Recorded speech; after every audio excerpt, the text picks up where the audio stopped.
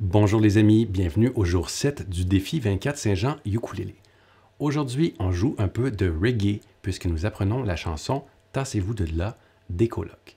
À ma connaissance, il s'agit de la seule chanson qui contient à la fois du joual québécois et du wolof, gracieuseté des frères Diouf.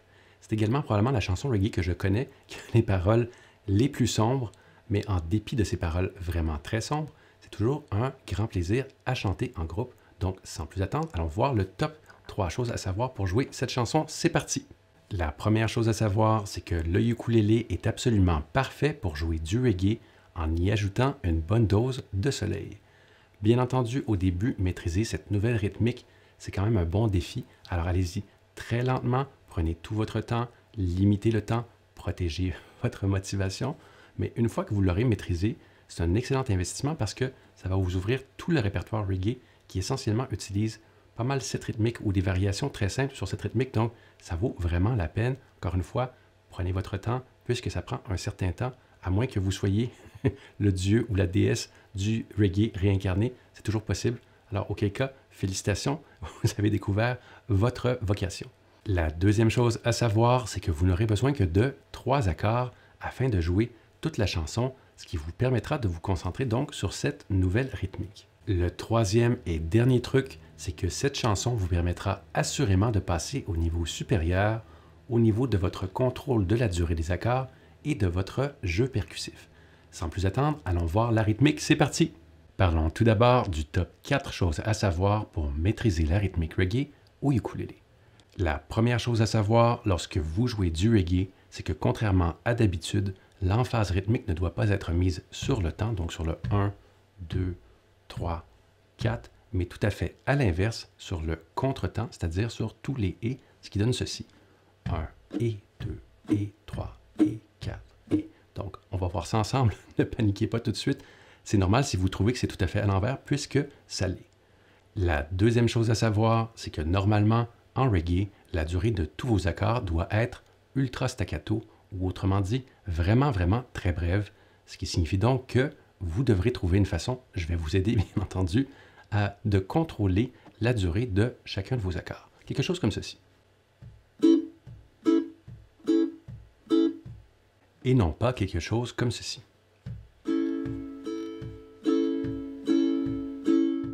Le troisième truc, sans toutefois en faire une maladie, c'est qu'idéalement, vous allez tenter de viser les 2, voire les 3 cordes les plus près du plancher, plutôt que de tenter de frapper toutes les cordes, donc les 4 cordes. Alors, comme je vous dis, ce n'est pas une question de précision, c'est une question d'intention. Alors, on veut ce son-là ici. Voyez-vous, j'y vais volontairement sur 2 cordes. Bien entendu, ce n'est pas viable comme technique, quoique, plutôt que de faire toutes les cordes comme ceci. C'est pas nécessaire de jouer toutes les cordes. Ce qui nous intéresse, c'est vraiment la portion plus aiguë, donc en combinant évidemment avec le ultra staccato. Le quatrième et dernier truc, c'est qu'à moins d'avoir accès à d'autres musiciens, comme par exemple une section rythmique, ou d'être particulièrement doué au niveau du mouvement de la main et du battement du pied, c'est plutôt difficile de maintenir l'emphase rythmique sur le contretemps pour la durée d'une chanson. C'est la raison pour laquelle, la plupart du temps, les ukulélistes vont chercher à marquer le temps à l'aide d'un coup percussif. Alors, vous avez l'embarras du choix, peu importe le coup percussif que vous préférez, ça devrait fonctionner. Je vous en donne quand même 3 options rapidement. Alors, la première et certainement la plus connue, c'est le fameux choc, quelque chose comme ceci. Comme vous le savez peut-être, le son percussif du choc provient du fait qu'immédiatement après avoir gratté les cordes, on vient déposer la main sur ces mêmes cordes, histoire de les étouffer. À preuve, si je retire ma main qui contrôle le manche, ça donne ceci. Une approche différente pour obtenir un résultat tout à fait similaire consiste plutôt à utiliser votre main qui est sur le manche afin d'étouffer les cordes. En fait, pour tout vous dire, il n'y a rien qui vous empêche d'utiliser les deux en combinaison, mais on va y aller une technique à la fois. Donc, on a vu le choc. Alors, voyons ce que ça donne au niveau de la main qui est sur le manche. Ça va probablement nécessiter que vous utilisiez un doigt dont vous ne vous servez pas, à moins d'utiliser un barré, auquel cas c'est super facile. Mais par exemple, avec un accord de A majeur comme ceci, ça veut dire que normalement, il devrait vous rester ces 2 doigts-ci qui sont libres. Alors, lorsque vous voulez avoir le son percussif, je vous recommande tout d'abord de légèrement relâcher la pression Pas suffisamment pour quitter les cordes, bien entendu, mais juste pour pas que, voyez-vous, si je les joue, on n'entend pas vraiment la note, c'est percussif. Alors ça, c'est une première étape. Et pour vous assurer que ça fonctionne bien, utilisez un des doigts qui reste. Et là, le secret, c'est qu'il faut qu'il y ait un contact, évidemment, avec toutes les cordes.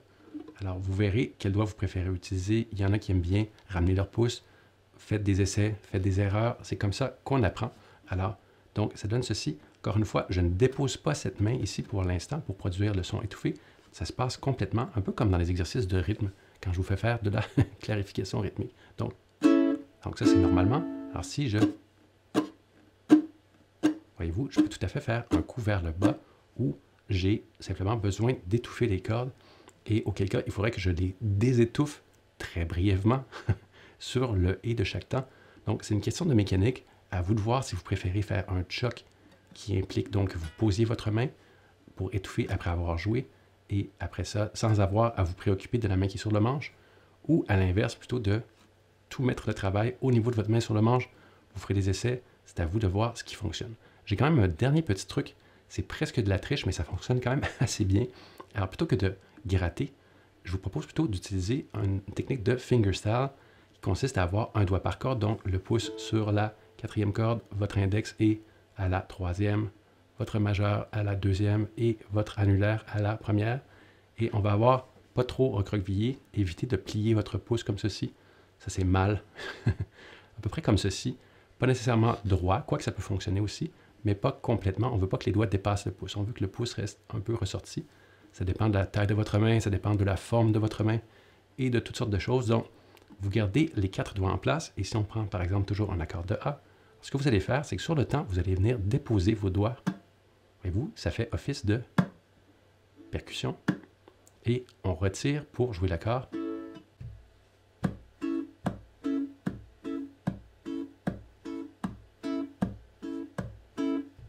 La première chose à faire, c'est de développer votre sens du contretemps. Alors l'idéal, c'est de venir légèrement déposer les doigts sur les cordes afin que ces dernières soient bien étouffées. Vous allez faire jouer la chanson reggae de votre choix, mais je vous recommande vraiment une chanson plutôt lente, comme par exemple « Tassez-vous de là », c'est quand même assez lent, donc c'est un bon choix. Vous allez taper du pied avec la chanson et bouger la main comme ceci.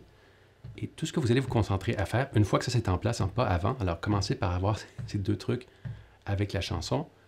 Lorsque ça c'est prêt, en vous assurant que c'est étouffé, ce que vous allez faire, c'est que vous allez tâcher de durer toute la chanson à simplement faire le coup sur le contretemps. Donc, on fait un go strum vers le bas et un coup percussif vers le haut. Donc, 1 et 2 et 3 et 4 et 1 et 2 et 3 et 4.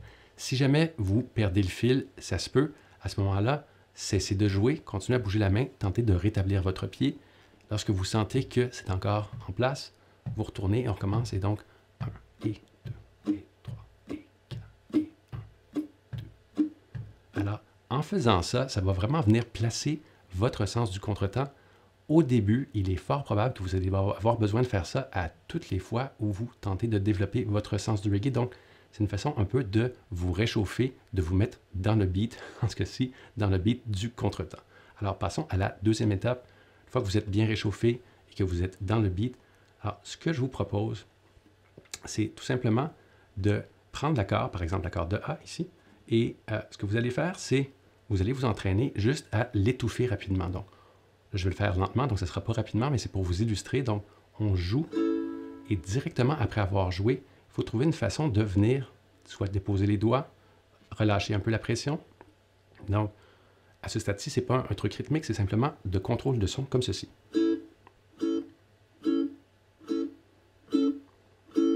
Allez-y super lentement. Alors, ça peut avoir l'air de ceci.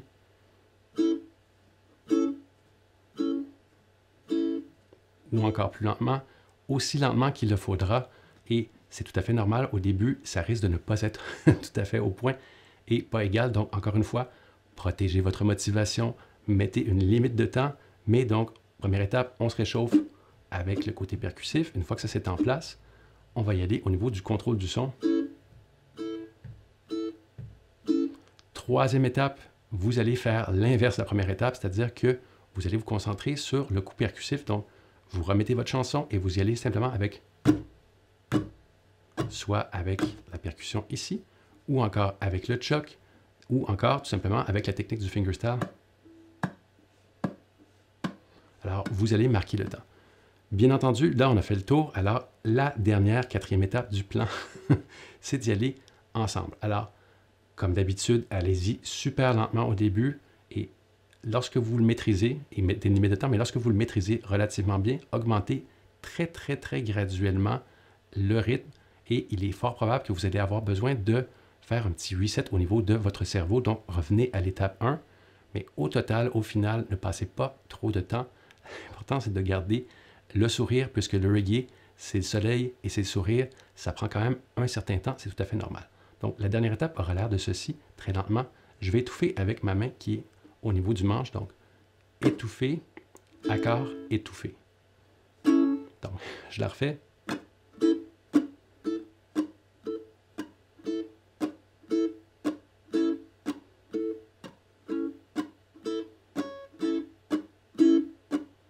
Comme vous pouvez voir, en s'entraînant comme ça, il y a des moments où ça fonctionne mieux que d'autres.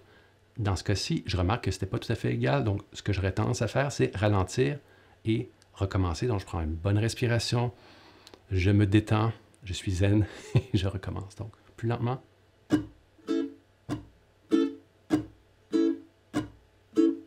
Vraiment reggae. Jusqu'à ce que vous soyez à l'aise. Commencez par l'accord de A, c'est le plus facile. Donc, sans plus attendre, allons voir du côté du couplet. C'est parti. Autre bonne nouvelle, vous connaissez déjà la moitié des accords du couplet puisqu'on vient de s'entraîner sur un accord de A, ce qui, vous le savez maintenant, n'était pas un hasard. Donc, l'accord dont vous allez avoir besoin pour compléter votre duo d'accords du couplet et même de l'intro, et je dirais même du refrain, c'est un accord de G. Alors, si vous ne le connaissez pas déjà, c'est 0, 2, 3, 2, comme il y a sur le diagramme, donc qui est plutôt ici. Donc, 0, 2, 3, 2 pour l'accord de G. Alors, premier doigt à deuxième case, troisième corde, troisième doigt, troisième case, deuxième corde, et finalement, le deuxième doigt, deuxième case, première corde. Donc, 0, 2, 3, 2. Alors, ce que je vous propose, avant de vous lancer dans les changements, c'est de refaire l'approche en 4 étapes qu'on vient tout juste de faire avec le A, mais vous faites la même chose pour le G. Donc, si vous n'êtes plus réchauffé, vous vous remettez dedans. Donc, on se rappelle, première étape, de battre le pied, donc, et de juste faire des et. Vous écoutez la chanson et vous concentrez sur développer votre sens du contretemps. Une fois que ça c'est fait, qu'est-ce qu'on fait? Deuxième étape, on vient tout bonnement tenter de voir comment on va faire, comment on va s'y prendre pour étouffer ou rendre le tout ultra staccato. Alors, si vous avez un contrôle génial et que vous ne frappez que ces cordes ici, ça va être facile puisque vous n'aurez qu'à soulever légèrement vos doigts. Mais dans la vraie vie, c'est préférable de trouver une façon de venir étouffer les cordes. Alors, il y a vraiment 2-3 grandes approches. La plus simple, à mon avis, c'est d'utiliser le doigt qui ne sert à rien, c'est-à-dire le petit doigt ici. Alors, on vient le déposer, mais ça ne suffit probablement pas. Alors, vous voulez relâcher vos doigts et déposer. Donc, un léger pivot qui se fait pour vraiment venir. Voyez-vous, on peut le faire même sans jouer, juste s'habituer à étouffer les cordes. Évidemment, il faut que ce soit très bref, donc il faut qu'on l'entende, mais très brièvement. La deuxième approche, qui est un peu la même chose, mais qui est plus d'effort certainement, c'est que tout de suite après avoir joué, vous allez relâcher les doigts et vous allez allonger celui-ci. C'est plus d'effort. Moi, j'aime moins parce qu'il y a souvent des cordes qui restent et qui résonnent. Et finalement, dernière approche, bien, évidemment, vous pourriez utiliser, encore une fois, une technique à la choc en utilisant votre main ici pour étouffer, mais ce serait de venir utiliser votre pouce. Donc, on joue, on relâche et on vient étouffer cette corde avec le pouce. Donc, comme vous pouvez voir, ce n'est pas la méthode que j'utilise d'habitude. Je suis un grand amateur du petit doigt, mais on se rappelle que pour que ça fonctionne, il faut aussi relâcher les doigts qui sont en place sur le manche. Donc, deuxième étape, vous vous entraînez simplement à, donc peut-être doucement, juste comprendre la mécanique programmée afin de rendre votre main à l'aise. Programmez votre main, histoire qu'elle sache vraiment très bien, sans qu'il y ait de soucis de performance, comment venir étouffer les cordes. Commencez très très lentement. Une fois que ça c'est en place, évidemment, on va rajouter le côté percussif. Donc, percussif, étouffé. Donc, très très lentement. Percussif. Encore plus lentement. ne vous en faites pas si vous faites comme moi. C'est-à-dire que parfois, vous ne faites pas le côté percussif. C'est pas facile de jouer et de parler en même temps, je vous le garantis. Alors, vous vous entraînez comme ça jusqu'à ce que vous soyez à l'aise avec l'accord de G autant que vous l'êtes avec l'accord de A, puisque, bien entendu, c'est préférable d'avoir chacun des accords maîtrisés avant de les changer. Lorsque vous êtes à l'aise à faire les deux, on va voir ce que ça donne lorsqu'on met tout ça ensemble.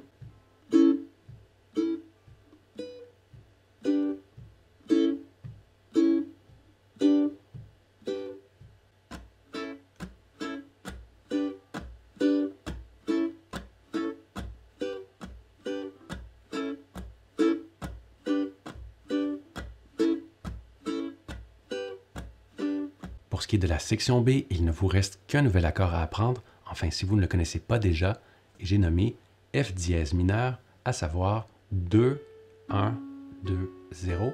Alors rapidement, deuxième doigt à la deuxième case sur la quatrième corde comme ceci. Tandis qu'on tient ça, premier doigt à la première case sur la troisième corde. Toujours en tenant les deux premiers doigts en place. On va aller poser votre troisième doigt à la deuxième case également, mais sur la deuxième corde, alors que la première corde est à vide. Alors, idéalement, on veut avoir le même genre de léger pivot que lorsqu'on fait, par exemple, un accord de G septième. Ça ressemble d'ailleurs drôlement. Il suffit de déplacer la position pour obtenir un F dièse mineur. Alors, encore une fois, avant de vous lancer dans les changements d'accords, je vous invite à refaire le processus en 4 étapes. Réchauffez-vous avec simplement des... Faites jouer la chanson et simplement des upstrum ou upstroke, contretemps, appelez ça comme vous voulez. Quand ça c'est fait, on va s'entraîner simplement à voir comment on pourrait faire dans le cas, parce que chaque accord est différent, si vous avez remarqué. Chaque accord a une technique légèrement différente au niveau du déplacement de la main pour venir contrôler la durée. Donc, on peut l'essayer comme ça, probablement en relâchant les doigts et encore une fois, utilisant votre quatrième doigt ou, comme vous avez pu le voir, moi, ce que j'aime bien faire, c'est ne pas prendre de chance. Alors, je viens autant étouffer ici que j'aide cette main-ci. Libre à vous, peu importe ce qui fonctionne, tant que c'est étouffé et c'est staccato, le plus que vous en êtes capable, bien entendu. Donc, on veut s'entraîner simplement à voir comment on fait pour... Alors, dans ce cas-ci, moi, la façon dont je décrirais ça, c'est qu'après avoir joué, il y a deux trucs qui se passent. Je relâche légèrement la pression et c'est un peu comme si j'étais très fatigué, mes doigts. D'un coup, voilà, complètement fatigué, hop, sommeil, sieste. Ce qui est vraiment important, c'est de s'assurer que cette corde-ci ait un contact probablement avec votre petit doigt ou un doigt quelconque parce qu'elle est à vide. On se rappelle, c'est elle qui a le plus de potentiel de rester. Donc, okay. Quand vous avez ça, prochaine étape, on va voir qu'est-ce que ça donne avec le coup vers le haut. Allez-y vraiment lentement. Votre objectif à ce stade, c'est juste de développer votre sens du contrôle. Déjà, ça fait très reggae. Et simplement, lorsque vous êtes très, très, très à l'aise, vous allez enchaîner les accords. Alors, un peu comme c'était le cas pour l'intro, pour le couplet et même pour le refrain en Wolof. Au niveau de la section B, alors, la plupart des accords durent 2 temps, sauf à la toute fin. Donc, je vais quand même faire la progression. Donc, 2 temps, c'est-à-dire 2 fois A, 2 fois G. Ensuite, on passe au F dièse mineur. Alors, ce changement de l'accord-là, ça vaut la peine de le travailler, pardon. Alors, ce que vous allez faire, c'est que vous allez carrément venir pivoter. Prenez un certain temps, si vous n'êtes pas déjà familier et familière, à simplement vous entraîner à faire ce changement. Si ce n'est pas possible de le faire 3 doigts en même temps, je vous recommande de viser par groupe de 2 doigts, comme par exemple, ça pourrait être ces 2 doigts-là et le troisième vient se poser après, ou ces 2 doigts-là. C'est un bon truc. Si c'est trop, alors allez-y un doigt à la fois, mais prenez votre temps. Alors, c'est préférable d'aller super lentement, mais de vous entraîner à poser au minimum 2 doigts à la fois, qu'il s'agisse de ces deux-là, ou encore même ces deux-là, plutôt que d'aller super vite et d'y aller un doigt à la fois. C'est pas optimal, ça va vous prendre en fait plus de temps comme ça. Donc, on veut vraiment s'entraîner à venir faire ce changement d'un G vers un F dièse mineur, qui encore une fois est un changement qui va vous servir des tonnes de fois dans un paquet de chansons. Donc, on se rappelle depuis le début, 2 fois A, 2 fois G, 2 fois F dièse mineur, on retourne à G, on retourne à F dièse mineur.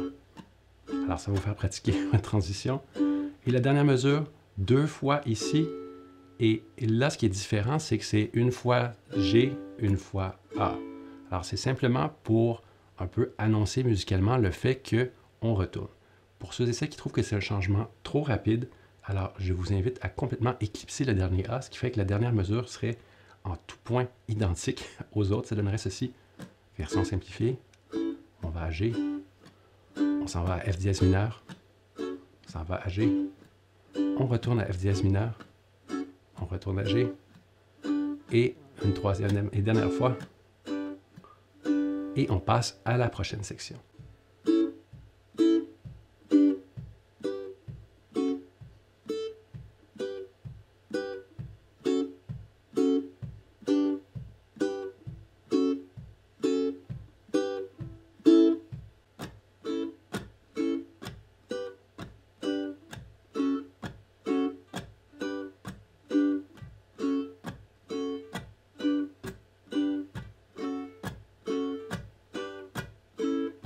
En terminant, je tiens à vous rappeler qu'il est tout à fait normal de ne pas maîtriser l'art de la rythmique reggae en une seule journée, voire peut-être même de vous sentir carrément perdu au début.